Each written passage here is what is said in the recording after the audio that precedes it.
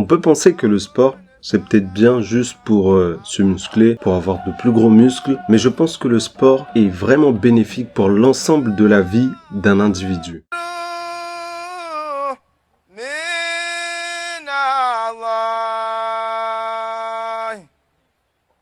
En tant que professionnel de santé, je sais déjà que le sport permet de diminuer l'apparition de certaines maladies. Logiquement, donc, comme le diabète, l'obésité, le syndrome métabolique qui est lié à l'obésité, au diabète de type 2, de diminuer l'incidence des maladies cardiovasculaires dont les différentes conséquences peuvent être l'hypertension artérielle, l'infarctus du myocarde, un AVC ischémique, etc.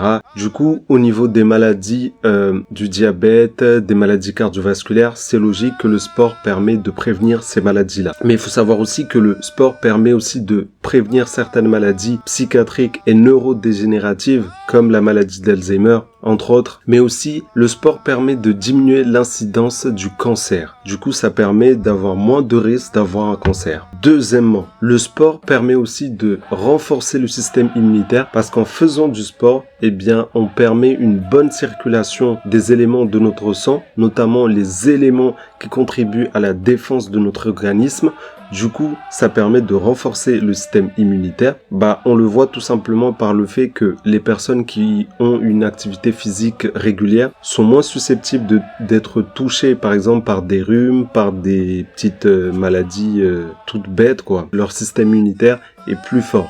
De plus, le sport peut permettre tout simplement de renforcer les muscles, les os, les articulations, et ça peut être utile avec le temps, avec le vieillissement. C'est mieux si on a des os plus solides et des articulations plus solides, et même dans la vie de tous les jours. Et notamment pour les femmes, après la ménopause, là, les os deviennent un peu plus fragiles. Et si une femme, du coup, a fait de l'activité physique, elle aura les os plus solides et aura moins de chances d'avoir une fracture osseuse. Et puis ça, je pense que c'est connu, mais le sport permet de ralentir les effets du vieillissement. Le sport permet aussi de détoxifier le corps, et je pense que ça peut faire partie des mécanismes du ralentissement du vieillissement, tout simplement parce que le sport, quand on sue, à travers la sueur, on élimine de l'eau, mais aussi pas mal de déchets. De plus, le sport renforce l'action du rein et des foies qui sont les principaux organes qui permettent de détoxifier le corps.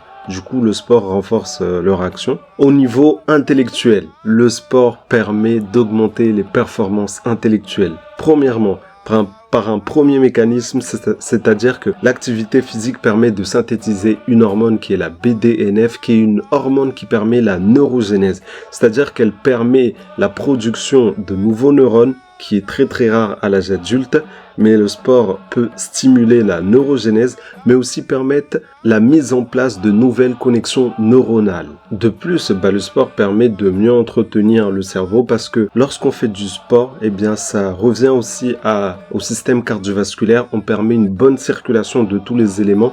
Du coup, le cerveau est mieux oxygéné et je pense que de ce fait-là, il est mieux entretenu.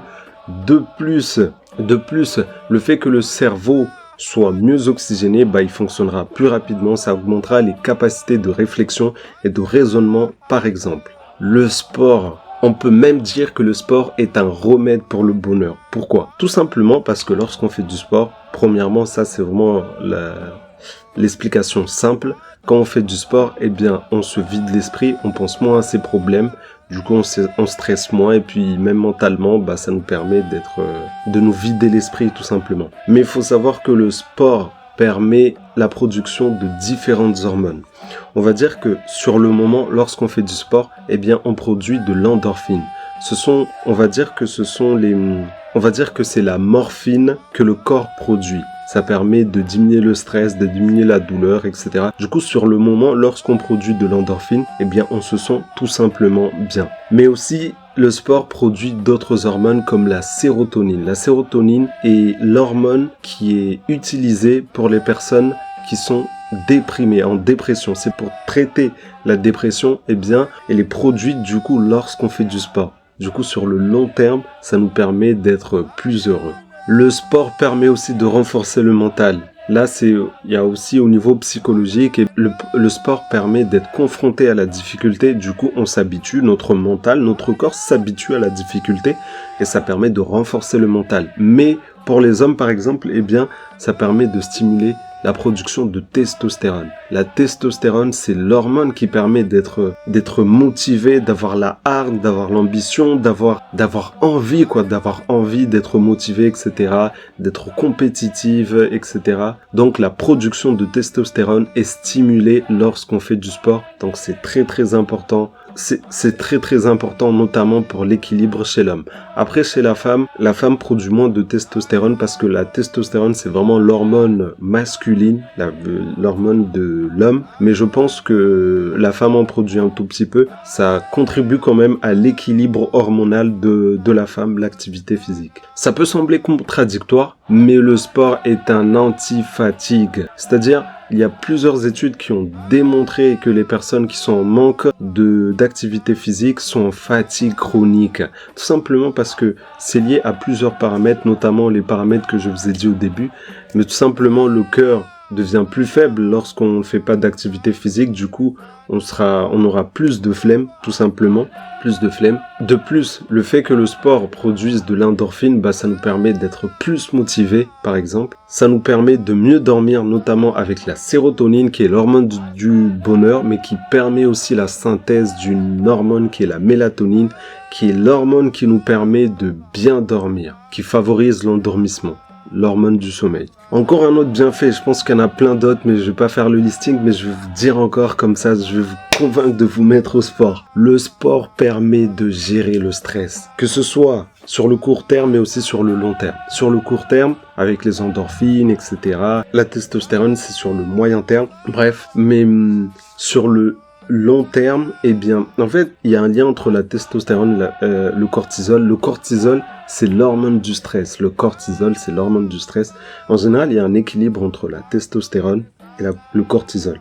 Lorsque un diminue, l'autre augmente, etc. Vice versa. Et sur le long terme, le sport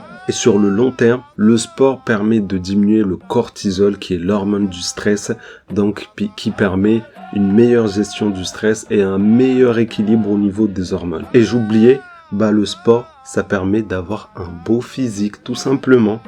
Tout simplement. La beauté, on va pas la nier, mais la beauté aussi, c'est important. Parfois, on peut pas tout contrôler. La beauté, on vieillit, etc. Ça diminue. Mais faut être équilibré dans sa vie. Bon. Bref, j'en ai trop dit. Bref, j'espère que vous avoir convaincu de l'importance du sport. Marahaba, Rowan Voudiché.